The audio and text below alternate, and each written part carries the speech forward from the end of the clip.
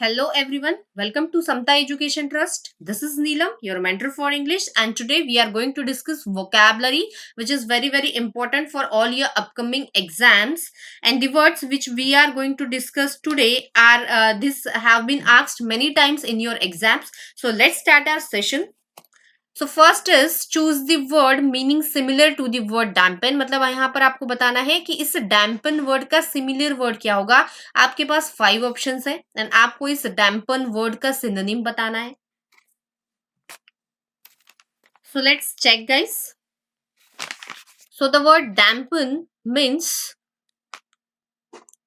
Make something less strong, किसी चीज को कम स्ट्रॉन्ग बना देना, या हम कह सकते हैं to make something less intense, मतलब किसी चीज की इंटेंसिटी कम कर देना, रेड्यूस कर देना, ये होता है डैम्पन। डैम्पन वर्ड का और एक मीनिंग होता है, मतलब कि to make something slightly wet, मतलब किसी चीज को आप स्लाइटली गीला कर देते हो पानी से, उसे हम डैम्पन कहते हैं। एंड यहाँ पर ये भी मीनिंग होता है to make something less strong और intense. So let's check. First word is brighten, and brighten का मतलब होता है किसी चीज को और ज्यादा ब्राइट बना देना, और ज्यादा शाइनी, या उसमें शिमर ऐड कर देना। सो ये तो ऑब्वियसली हमारा आंसर नहीं होगा। Then next word is durable, and durable मतलब ऐसी कोई चीज जो लॉन्ग लास्टिंग हो, ऐसी कोई चीज जिस पर प्रेशर या किसी भी चीज का असर ना पड़ता हो, ऐसी चीज जो काफी टफ हो, या हम कह सकते हैं रेजिस्टेंट हो, वो किसी भी चीज को इजीली रेजिस्ट कर पाए। So this is durable. Then next word is diminish. Diminish का मतलब होता है रेड्यूस करना किसी चीज को, या हम कह सकते हैं डिक्रीज करना। सो यस, ऑब्वियसली हमारा आंसर हो सकता है बी, तो नहीं होगा। Then next word is grout. Grout का मतलब है ये एक तरीके का पेस्ट होता है या mortar use to fill cracks and crevices in the walls और टाइल्स, कि जो दीवार जो होती है हमारे घर में, जो वॉल्स होती है उसमें जो क्रैक्स होते हैं, या फिर कोई टाइल्स में जो क्रैक्स होती है, उस क्रैक्स को फिल करने के लिए एक तरीके की जो फीलिंग यूज की जाती है, या एक तरीके का जो पेस्ट यूज किया जाता है, उसे हम कहते हैं ग्राउट। सो ऑब्वियसली ये भी हमारा आंसर नहीं होगा। And the next word is fraud. Fraud which means something which is undesirable, ऐसी कोई चीज जो अनडिजायरेबल हो, जिसके वजह से या हम कह सकते हैं समथिंग विच कॉजेस एंजाइटी और स्ट्रेस, कि जिससे वजह से स्ट्रेस या एंजाइटी बढ़ जाए, इसे हम कहते हैं फ्रॉड। सो ये भी हमारा आंसर नहीं होगा। So the correct choice would be option number C, that is diminish, मतलब टू रिड्यूस समथिंग या डिक्रीज करना, बिकॉज डैम्पन मतलब ही किसी चीज को कम करना, या to make something less strong और intense. Next question, choose the word meaning similar to the word palpable, and यहां आपको बताना है इस पल्पेबल वर्ड का meaning. So let's check guys. Palpable which means ऐसी कोई चीज which is able to be touched और felt, which is able to be touched और felt, जिसे हम टच कर सकते हैं या फील कर सकते हैं, इसे हम कहते हैं palpable. So let's check each option one by one. First word is tenuous, and tenuous means slight. Slight मतलब काफी कम, या हम कह सकते हैं कोई चीज काफी वीक हो, या हम कह सकते हैं नेग्लिजिबल मतलब ना के बराबर, मतलब ऐसी कोई चीज जो एग्जिस्ट ही ना करती हो, या काफी वीक या बहुत कम हो, उसे हम टेनियस कहते हैं। सो ऑब्वियसली ये तो हमारा आंसर नहीं होगा, because palpable means something which is able to be touched और felt. Then the next option is detectable, and detectable का मतलब होता है कि जिसे हम डिटेक्ट कर सकते हैं, जिसे हम परसीव कर सकते हैं, जिसे हम फील कर सकते हैं, या जिसे हम नोटिसेबल है, जो जिसे हम नोटिस कर सकते हैं। सो यस, ये हमारा आंसर हो सकता है, बिकॉज पल्पेबल मतलब जिसे टच या फील कर सकते हैं, मतलब नोटिस या परसीव या देख पाते हैं। सो यस, ये हमारा आंसर हो सकता है। Next word is obscure, and obscure का मतलब होता है समथिंग विच इज अनक्लियर, या ऐसी कोई चीज जो अनसर्टन हो, या ऐसी कोई चीज जो इन डाउट हो, मतलब डाउट में हो, क्लियर ना हो, इसे हम ऑब्सक्योर कहते हैं। सो ये तो नहीं होगा answer. Next is broad. Broad मतलब होता क्या है, ब्रॉड मतलब बिग कह सकते हैं, या इसे वाइड कह सकते हैं हम। सो ये भी नहीं होगा। And next word is shallow. Shallow का मतलब क्या होता है, सुना होगा ना, शैलो फ्राई या शैलो पैन, ऐसा कोई पैन यूटेंसिल जो शैलो होगा, मतलब ऑफ लिटिल डेप्थ, मतलब जिसकी गहराई ज्यादा नहीं होती है उसे हम कहते हैं शैलो। सो ये भी हमारा आंसर नहीं होगा। So the correct choice would be option number B, that is detectable, मतलब जो जिसे हम देख सकते हैं, नोटिस कर सकते हैं, फील कर सकते हैं, टच कर सकते हैं, वो होगा detectable. So the correct choice is option number B. Next question, choose the word meaning similar to the word enigma. And जितने भी वर्ड्स यहाँ पर आज हम डिस्कस करने जा रहे हैं काफी बार आपको एग्जाम्स में दिखेंगे या पूछे गए हैं। So all this words are very very important from exam point of view. सो यहाँ पर हमें बताना है एनिग्मा का सिमिलर मीनिंग, मतलब कि synonym.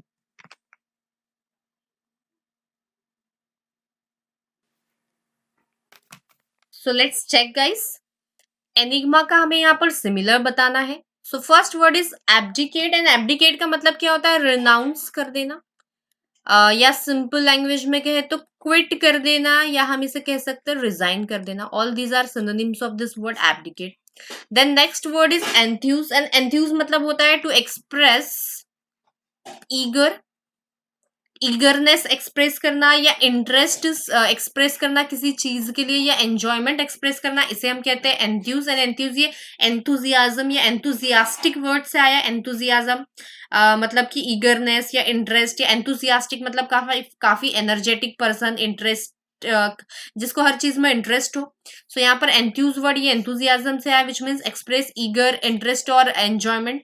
Then next word is conundrum, and conundrum मतलब होता है a confusing state.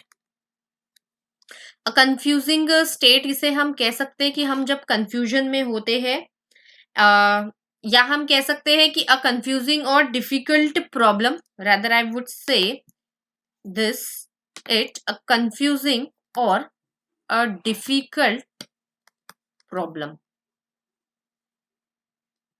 Then next is chastise, and chastise मतलब यहाँ पर होता है डांट फटकार लगाना, मतलब कि डांटना, स्कोल्ड करना, जिसे हम कहते हैं रिब्यूक करना, या चाइल्ड यहाँ पर इसका एक सिनोनिम है। Then next is mandate, and mandate is an official order, कोई जो ऑफिशियल ऑर्डर होता है उसे हम कहते हैं मैंडेट। सो ऑब्वियसली मैंडेट तो नहीं होगा, स्कोल्ड या रिब्यूक या चाइल्ड नहीं होगा, because this enigma means a person और थिंग, कोई ऐसा पर्सन या कोई ऐसी चीज दैट इज मिस्टीरियस या that is difficult to understand, कि जिसे हम समझ ना पाए इजीली, उसे हम कहते हैं enigma. So from the given option abdicate eliminate हो जाएगा, एंथूज भी एलिमिनेट हो जाएगा, कॉनेंड्रम यस, अ कंफ्यूजिंग और डिफिकल्ट प्रॉब्लम तो सही, यहाँ पर ये हमारा सही ऑप्शन हो सकता है। एंड चस्टाइज एंड मैंडेट नहीं है, सो ऑब्वियसली ऑप्शन सी ही हमारा सही आंसर है। एंड यहाँ पर लिखा हुआ है वर्ड सिमिलर मीनिंग, बट ये आपको सिनोनिम बताना होता है। सिनोनिम या एंटोनिम का मतलब होता है, सिनोनिम मतलब मिलता जुलता मीनिंग, एंड एंटोनिम मतलब मिलता जुलता opposite, they are not the exact meanings. तो इसी तरीके के जो क्वेश्चंस होते हैं आपकी बैंक एग्जाम में पूछे जाते हैं related to synonyms and antonyms. Next question, choose the word meaning similar to the word protracted, and आपको यहाँ पर बताना है इस प्रोट्रैक्टेड वर्ड का मीनिंग, सिमिलर मीनिंग मतलब कि synonym.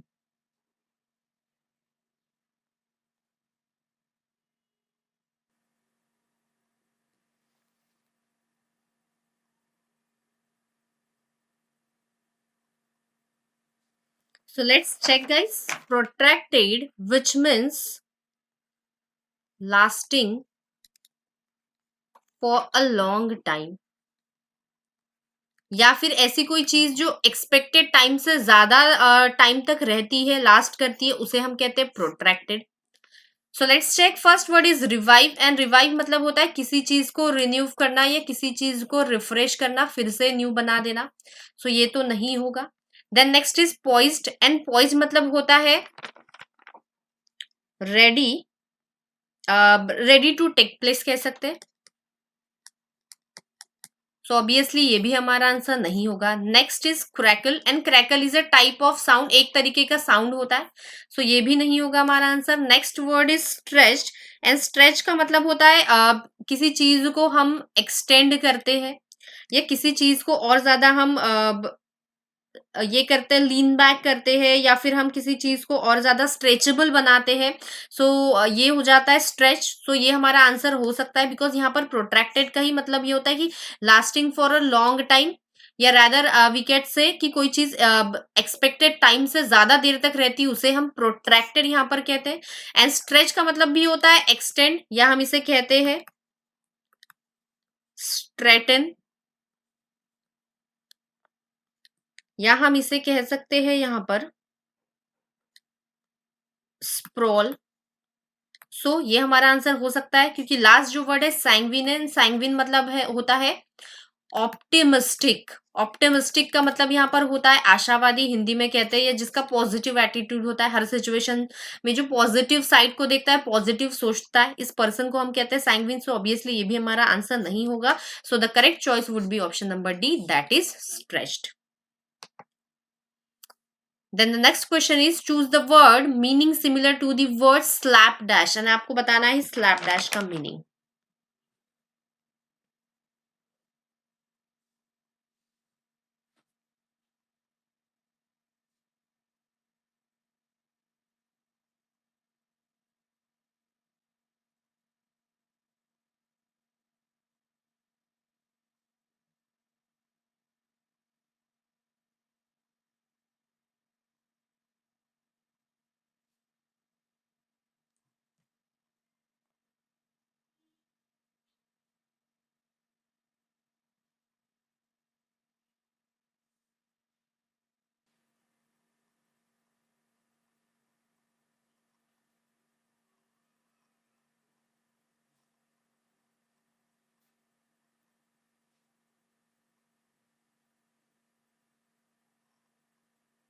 So let's check, guys.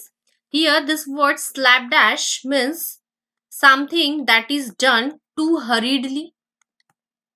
मतलब किसी चीज को अगर हम काफी जल्दबाजी में करते हैं, उसे हम कहते हैं स्लैपडैश, या हम कह सकते हैं हरीडली और केयरलेसली, मतलब विदाउट एनी केयर या केयरलेसली हम किसी चीज को करते हैं, उसे हम कहते हैं यहाँ पर slapdash. So let's check each option one by one. First word is haphazard, and haphazard का मतलब होता है रैंडम, किसी चीज को रैंडमली करते हैं, या हम कह सकते हैं किसी चीज को अनप्लान्ड वे में करते हैं, बिना प्लान किए। एंड अनप्लान्ड वे में मतलब ही केयरलेसली करना होगा अगर सिनोनिम देखा जाए, या फिर किसी चीज को डिसऑर्डर तरीके से करना, या असिस्टमैटिक तरीके से करना, ये होता है हैप्पैज़ार्ड। सो ये हमारा आंसर हो सकता है, बिकॉज स्लैपडैश का मतलब ही होता है काफी जल्दबाजी में केयरलेसली करना, एंड हैप्पैज़ार्ड मतलब ही रैंडमली अनप्लान वे से, या डिसऑर्डरली तरीके से, या केयरलेस तरीके से भी यहाँ पर हम कह सकते हैं इसे। सो ऑब्वियसली हमारा आंसर हो सकता है। Next word is strychnine, and strychnine मतलब होता है कि जो अफेक्टेड होते हैं या जो इंजर्ड होते हैं, उन्हें हम कहते हैं स्ट्राइकिन। जैसे स्ट्राइकिन सिटीजन्स ऑफ महाराष्ट्र, या स्ट्राइकिन फार्मर्स ऑफ महाराष्ट्र, की ऐसे फार्मर्स जिन पर अफेक्ट पड़ा है, जो इंजर्ड हुए हैं, जिन्हें नुकसान पहुंचा है। सो ये तो हमारा आंसर नहीं होगा। Then next word is prudent, and prudent का मतलब होता है काफी वाइज, या जो काफी केयरफुल होते हैं अपनी चीजें करने में, या कॉशियस होते हैं, हमेशा सावधानी से करते हैं, उन्हें हम कहते हैं प्रूडेंट। सो ऑब्वियसली ये भी हमारा आंसर नहीं होगा, बिकॉज ये तो इसका एंटोनिम हो सकता है। Then next word is accurate करना, एक्यूरेटली करना, सही तरीके से करना, केयरफुली। सो ये भी नहीं होगा। And next word is render, and render का मतलब होता है टू गिव सर्विस और हेल्प हम कह सकते हैं, या फिर हम कह सकते हैं इसे कि टू प्रोवाइड सर्विस और हेल्प, सर्विस प्रोवाइड करना या किसी को हेल्प प्रोवाइड करना, दिस मीन्स टू रेंडर। तो यहाँ पर जो करेक्ट चॉइस होगी वो होगी option number A, that is haphazard, मतलब to do something randomly in unplanned way और in careless way. So the next question is choose the word meaning opposite to the word calibrate, and calibrate का हमें यहाँ पर opposite बताना है।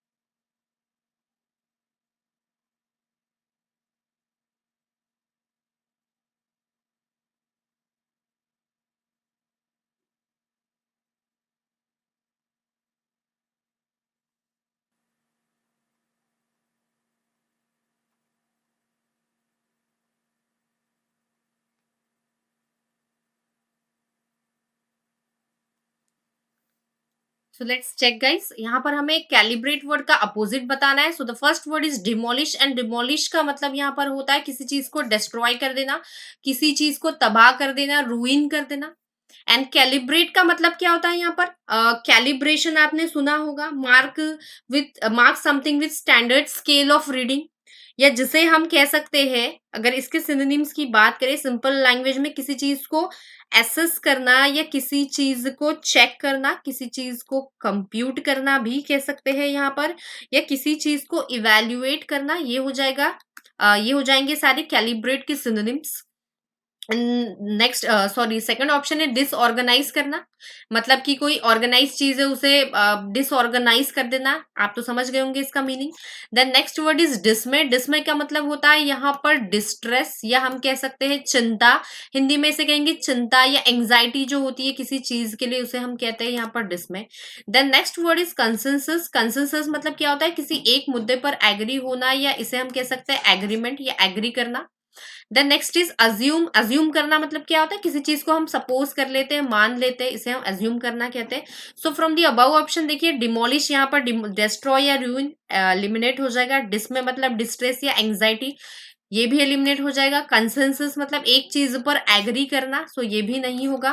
And assume मतलब suppose करना, सो ये भी नहीं. So from the given options हमारे लिए जो सही ऑप्शन होगा वो सिर्फ ऑप्शन नंबर बी होगा, दैट इज डिसऑर्गेनाइज. अब कुछ स्टूडेंट्स को लग रहा होगा कि कैलिब्रेट का डिसऑर्गेनाइज नहीं होगा, बट कैलिब्रेट का मतलब ही होता है किसी चीज को इवेल्युएट करना, कंप्यूट करना, एसेस करना, एक तरीके से अरेंज करना उसे.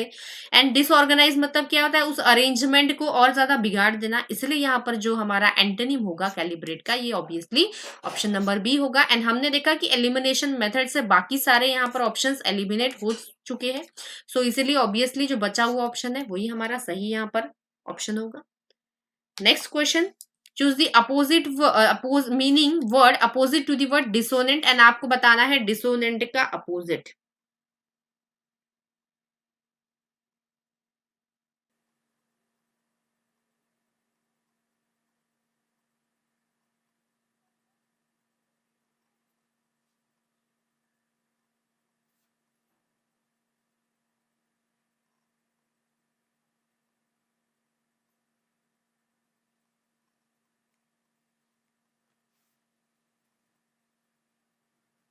सो लेट्स चेक गाइस, यहां पर हमें बताना है इस वर्ड डिसोनेंट का अपोजिट.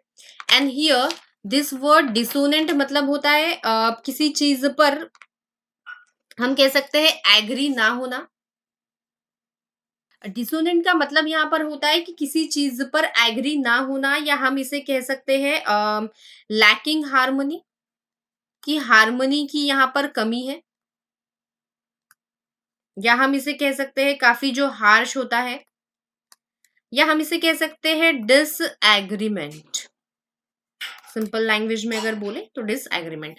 सो यहाँ पर देखेंगे first word is flippant, and flippant का यहाँ पर मतलब होता है नॉट शोइंग सीरियस और रेस्पेक्टफुल एटीट्यूड. मतलब कि जो सीरियस या रेस्पेक्टफुल एटीट्यूड नहीं दिखाता है उसे हम कहते हैं हिज फ्लिपेंट. सो ऑब्वियसली ये तो हमारा आंसर नहीं होगा.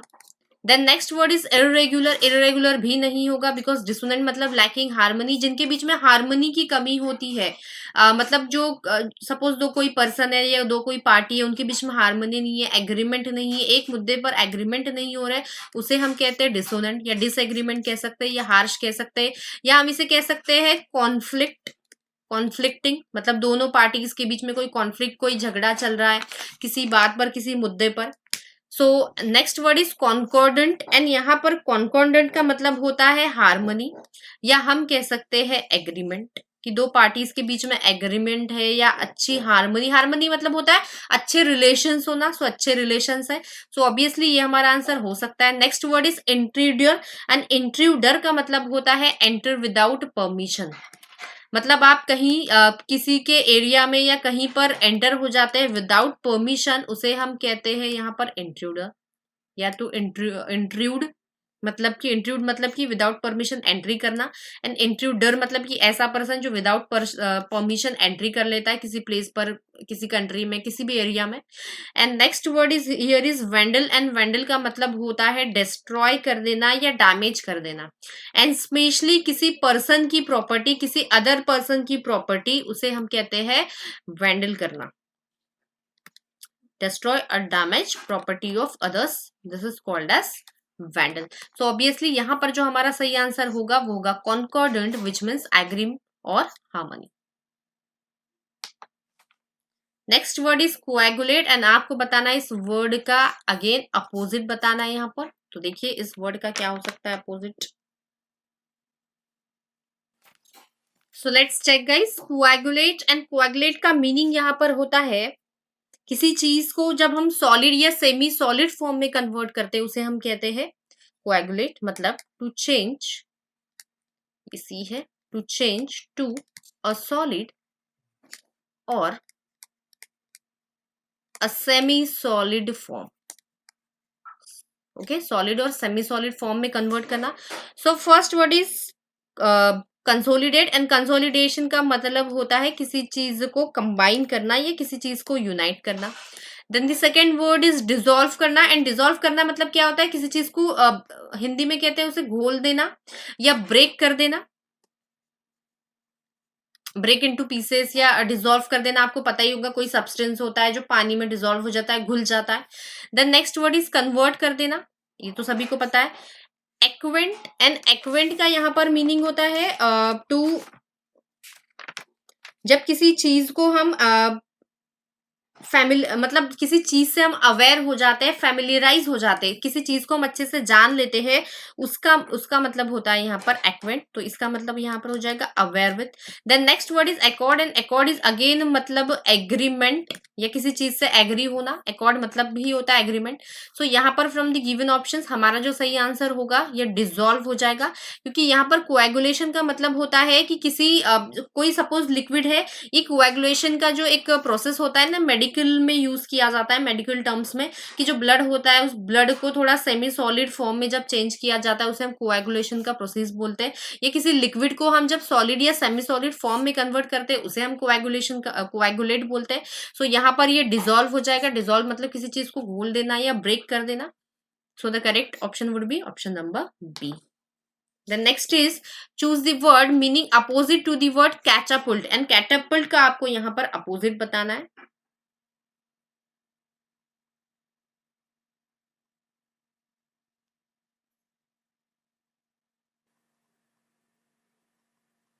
So let's check guys. Catapult, which means move suddenly,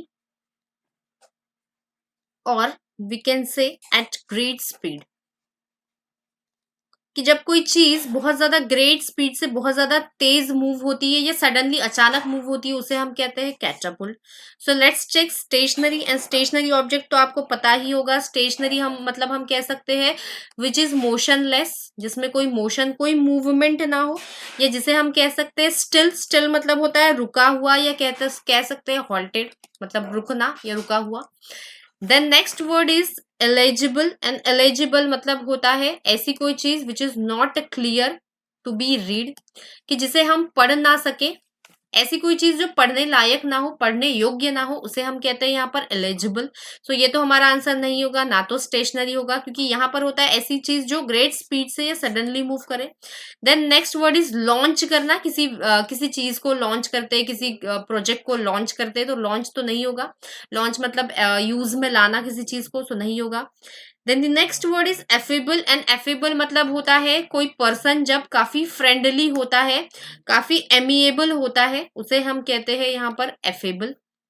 then next word is indelible, and indelible मतलब होता है जिसे हम रिमूव नहीं कर सकते, which can not be removed, ये होता है इंडेलिबल। मतलब सपोज आपके कोई कपड़ों में कोई स्टेन या दाग लग गया, उसे रिमूव नहीं कर पा रहे, मतलब वो क्या होगा indelible, which can not be removed, इसे हम कहते हैं indelible. So the correct choice from the above options will be okay. यहाँ पर option number A correct choice होगी गाइस, क्योंकि यहाँ पर कैटापुल्ट का मतलब हो रहा था सडनली मूव करना या ग्रेट स्पीड से मूव करना ना, सो मूव करना। एंड स्टेशनरी मतलब कि रुका हुआ, ये हमारा आंसर होगा। ये यहाँ पर ये एलिमिनेट नहीं होगा, correct choice would be option number A. And यहाँ पर ये सारे ऑप्शन भी एलिमिनेट हो जाएंगे, बिकॉज स्टेशनरी का मतलब होता है मोशनलेस, स्टिल और halted. The next question is choose the word meaning opposite to the word delineate, and हमें यहाँ पर बताना है अगेन इस delineate word का opposite meaning.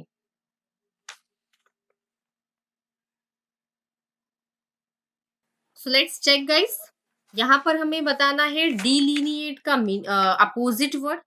So यहाँ पर बात करें इस word delineate की, इसका मतलब होता है to outline or define something in detail. जब किसी चीज को आप डिटेल में डिफाइन करते हो, आउटलाइन करते हो, उसे हम कहते हैं delineate. So let's check. First one is portray, and portray का मतलब क्या होता है? किसी चीज को ड्रॉ करना, या हम कह सकते हैं किसी चीज को पेंट करना, ये हमारा यहाँ पर हो जाएगा portray. Then next word is interact करना, किसी से इंटरेक्ट करना, बातचीत करना। सो यहाँ पर इंटरेक्शन तो नहीं होगा वर्ड, एंड पोर्ट्रे भी नहीं होगा। Then next word is distort कर देना, एंड डिस्टॉर्ट मतलब क्या होता है? किसी चीज को ट्विस्ट कर देना, मतलब कि कोई चीज है उसे और ज्यादा खराब कर देना। Then next word is transient, and transient मतलब क्या होता है? जो बहुत शॉर्ट टाइम के लिए होता है, शॉर्ट टाइम, या इसे कह सकते हैं हम फॉर वेरी शॉर्ट टाइम, जो बहुत शॉर्ट टाइम के लिए रहता है, इसे हम कहते हैं transient. Then next word is abdicate, and abdicate which means किसी चीज को क्विट कर देना, छोड़ देना, रिनाउंस कर देना, यहाँ पर ये होता है abdicate. So from the given about options हमारा जो सही आंसर होगा वो ट्रांजिएंट एंड एब्डिकेट तो नहीं होगा, सो ऑब्वियसली डिस्टॉर्ट होगा। डिस्टॉर्ट मतलब होता है किसी चीज को ट्विस्ट कर देना, जो चीज जैसी है उसे और ज्यादा मतलब कि खराब कर देना, ये होता है हमारा डिस्टॉर्ट, है ना। इसे हम ट्विस्ट कह सकते हैं, इसे हम टॉट कह सकते हैं। यहाँ पर किसी चीज को बेंड कर देना, किसी चीज को मिस शेप कर देना, ये होता है डिस्टॉर्ट कर देना। बिकॉज डिलीनिएट का मतलब किसी चीज को आउटलाइन करना या डिफाइन करना होता है। सो ऑब्वियसली यहाँ पर जो करेक्ट चॉइस होगी वो होगी option number C, that is distort. So thank you very much guys, thank you very much.